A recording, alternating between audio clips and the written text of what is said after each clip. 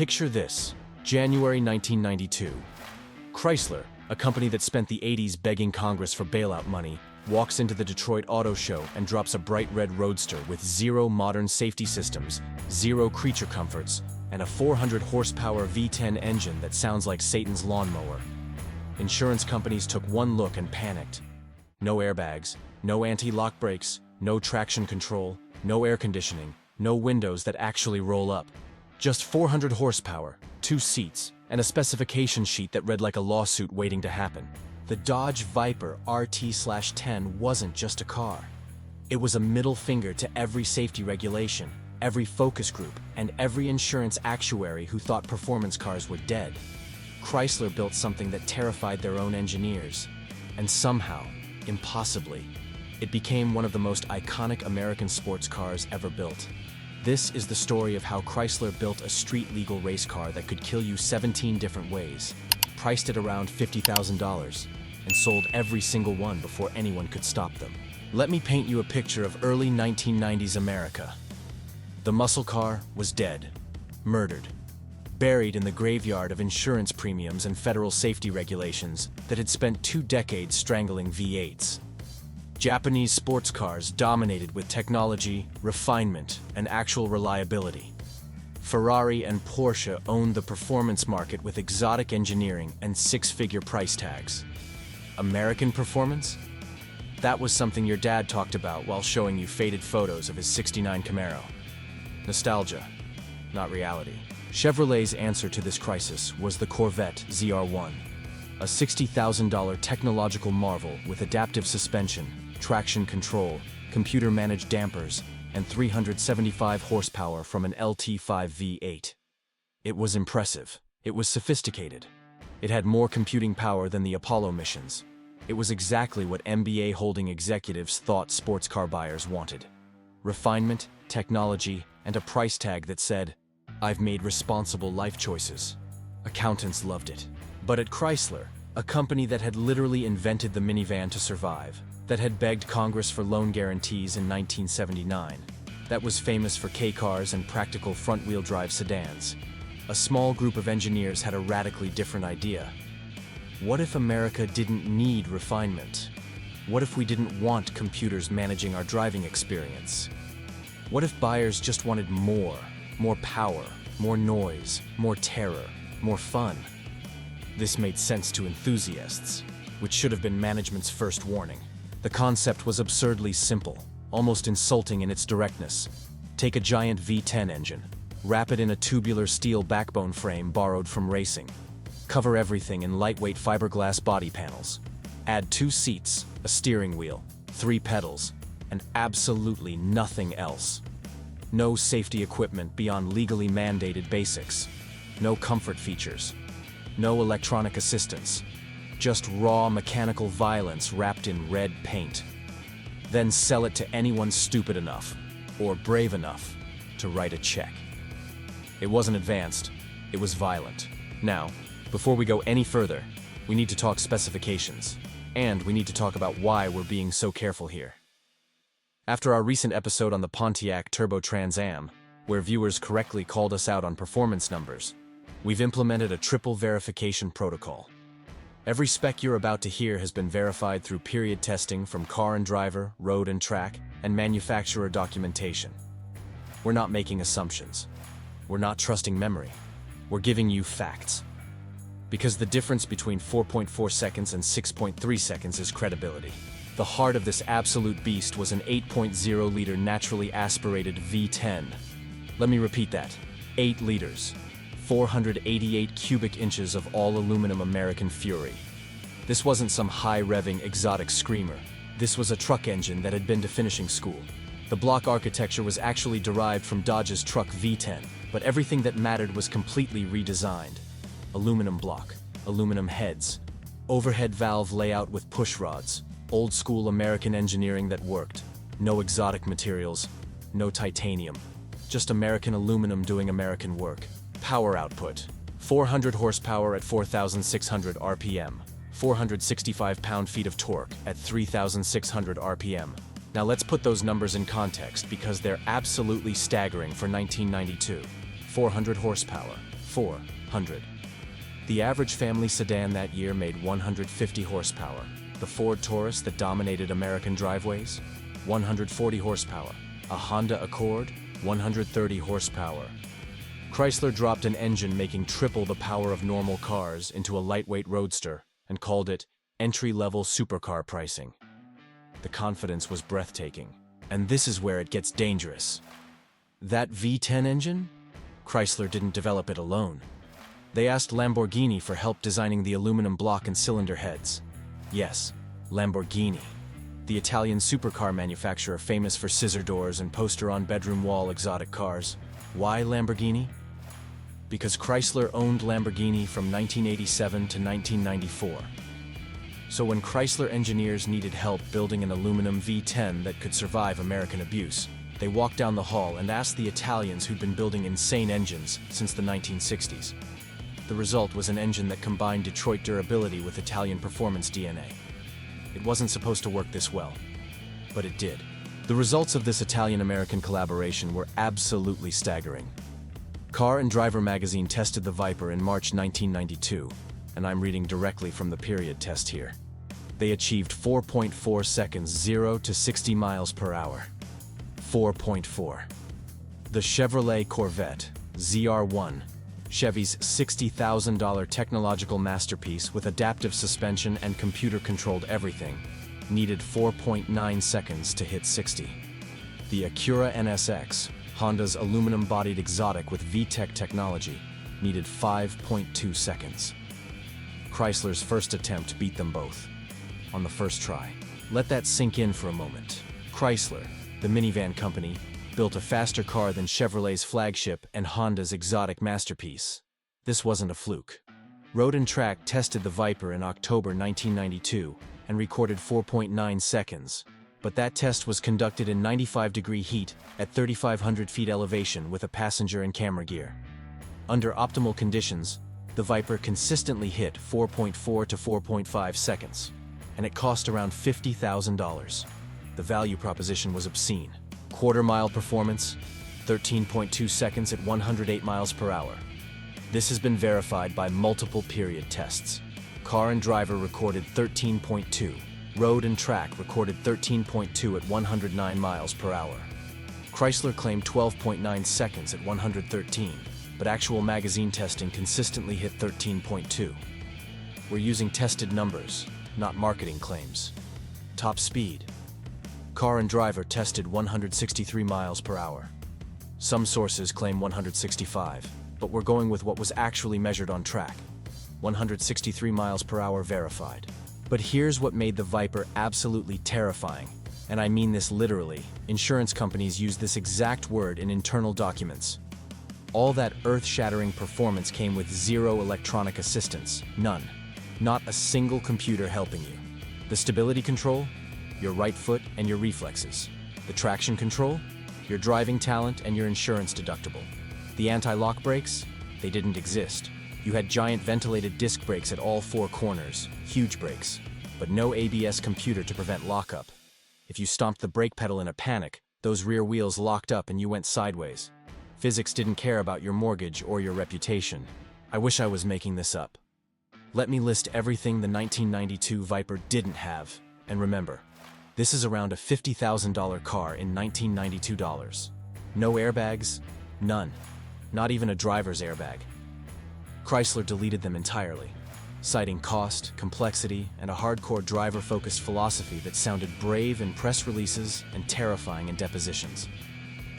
No anti-lock brakes because Chrysler decided that real drivers don't need computers preventing wheel lockup. No traction control because if you couldn't modulate 400 horsepower through massive rear tires with your right foot, maybe you shouldn't be driving a Viper. The message was clear. We're not responsible for your talent level. No air conditioning in the 1992 and 1993 model years. Air conditioning became an option in 1994, which tells you everything about Chrysler's priorities. You want to drive your $50,000 supercar in Arizona summer? Better enjoy sweating. No outside door handles. You had to reach inside to unlatch the door like you were breaking into your own car. No key cylinders on the exterior. Windows that didn't roll up or down. They were vinyl panels you zipped into place like you were setting up a tent at a campground. The weather forecast called for rain? Better hope you remembered to zip your windows before leaving the house. This wasn't poverty spec. This was philosophical.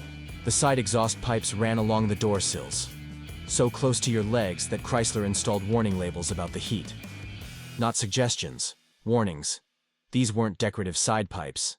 These were functional exhaust outlets that ran at several hundred degrees during operation. Getting in and out of the VIPER meant navigating around exhaust pipes hot enough to cause second-degree burns. Chrysler's solution? A warning sticker. Insurance companies reacted immediately. Some raised premiums dramatically, others refused to insure the car at all. Several major carriers told Chrysler they couldn't write policies for vehicles designed to circumvent basic safety standards. Chrysler kept building them anyway. But wait, because it somehow gets dumber. The transmission was a 6-speed manual. That's it. One transmission choice. 6-speed manual with a Borg-Warner T56 gearbox. No automatic option. No automatic option. Not available at any price. If you couldn't drive a manual transmission, Chrysler's message was brutally clear. This car isn't for you.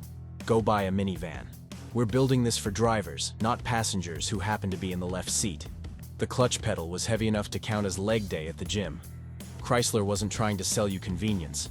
They were testing your commitment. The engineering underneath was pure race car philosophy adapted for the street with minimal compromise. The frame was a tubular steel backbone, the kind of construction you'd find in purpose-built track cars and European exotics costing 3 times as much. This wasn't a unibody structure with crumple zones and crash test optimization. This was racing technology hiding under DOT approval. The body panels were made using resin transfer molding, a fiberglass composite process that created lightweight, strong panels. The entire car weighed just 3,280 pounds according to official specs, though car and driver weighed their test car at 3,450 pounds ready to drive. Either way, lighter than common sense would recommend. The suspension was unequal length control arms, front and rear. Double wishbone setup at all 4 corners. This is race car geometry. This is what you use when lap times matter more than ride comfort or your passenger's comfort or your own vertebrae. The VIPER sat 44 inches tall, lower than the Ferrari F40, lower than the Ferrari Testarossa, lower than the Acura NSX. It was 75.7 inches wide, wider than the Corvette ZR-1, wider than the Ferrari 348. This thing looked like it was designed in a wind tunnel by engineers who'd given up on practicality entirely and decided aerodynamics and intimidation were the only metrics that mattered. Tires? Michelin XGTZ performance rubber that cost more to replace than some people's monthly rent. Front: P275/40 ZR-17. Rear: P335/30 5 ZR-17. Those rear tires were 335 millimeters wide. That's over 13 inches of rubber trying desperately to keep 400 horsepower pointed in the right direction. Those rear tires alone were wider than the entire track width of some economy cars. The wheel wells had to be massive to accommodate rubber this wide. And remember, no traction control. All that grip was yours to manage with your right foot and your talent, or lack thereof. And here's the beautiful insanity of Chrysler's production strategy. They built exactly 285 of these death traps in 1992. Not 284, not 290, exactly 285 hand-built units because that's how many they could build before the next model year. Every single one was VIPER red, the only color available. Every single one had gray interior, the only interior available. No options, no color choices, no personalization. You got exactly what Chrysler built. Red exterior, gray interior, manual transmission, no airbags, no ABS, no apologies, no refunds. Take it or leave it. They all sold anyway. Chrysler executives must have been absolutely high on something when they approved this project. Think about the corporate context here. This is Chrysler, the company famous for practical K-cars and inventing the minivan that saved them from bankruptcy. The company that needed a federal bailout in 1979 because they'd lost touch with what Americans wanted. The company whose biggest success was convincing Americans that sliding doors were the future of family transportation. And now they're building a 2-seat roadster with a V10 engine, 0 modern safety systems, and a specification sheet that reads like evidence in a wrongful death lawsuit. Someone in Detroit had clearly stopped caring about consequences. The development story reveals just how insane this gamble really was. The very first Viper prototype was tested in January 1989, barely 4 years before production started. Most car development cycles take 6 to 8 years. Chrysler compressed this into 4. They showed a concept version at the 1989 North American International Auto Show in Detroit. The crowd reaction was insane. People lost their minds. Journalists called it the most exciting American car concept in decades. Chrysler got flooded with requests. Build it. Build it exactly like this. Don't change anything. So Chrysler, in a rare moment of actually listening to enthusiasts instead of focus groups, did exactly that. By May 1990, Lee Iacocca, the legendary Chrysler CEO who'd saved the company with K-cars and minivans, gave final approval for production. Chrysler gambled tens of millions of dollars on a car that could only sell in tiny numbers. By 1991, a pre-production Viper paced the Indianapolis 500. And guess who was driving? Carroll Shelby. Carroll Shelby. The man who built the original Cobra in the 1960s, America's first true widowmaker sports car that killed more drivers than it should have. Shelby was in his late 60s, and Chrysler brought him in as a consultant and brand ambassador. His message was clear. The Viper was the spiritual successor to the Cobra. Raw American power, zero compromises, maximum violence, minimum liability insurance. And then, in January 1992, Chrysler started actually selling these things to the public. Around $50,000. No airbags, no ABS, no air conditioning, no mercy, no apologies, no safety net. Dealers couldn't keep them in stock. Every single one of those 285 units sold immediately to buyers who either didn't read the specification sheet or read it and got more excited. These weren't casual buyers. These were enthusiasts who'd been waiting years for Detroit to build something that could kill them properly. Sales were strong. Reviews were glowing. So naturally, production continued. Because sometimes corporations accidentally make good decisions. The automotive press absolutely loved the Viper. And these are direct quotes from period testing, not marketing materials. Car and Driver called it quicker than the Corvette ZR-1 in their March 1992 comparison, and said it delivered the kind of acceleration that makes you laugh out loud and question your life insurance coverage. Road and Track praised its raw mechanical honesty, and called it refreshingly free of electronic interference and common sense. Motor Trend said it was everything a sports car should be.